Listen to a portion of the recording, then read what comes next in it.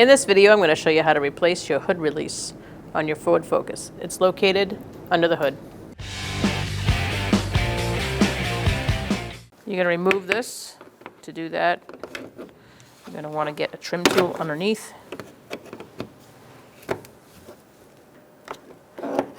And pry it out. Now you're going to disconnect it from there, pull it up. You may need something to pry it with.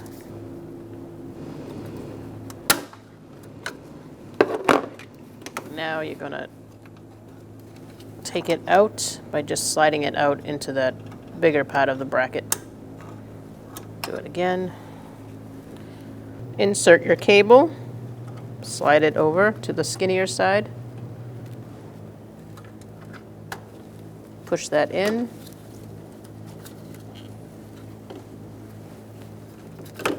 Feed it into that. Now you're going to insert into its housing and push down. When only the best will do, demand TRQ. The only company that lets you view before you do. TRQ is committed to offering the highest quality aftermarket auto parts that are engineered for peace of mind. Thanks for using and viewing with TRQ.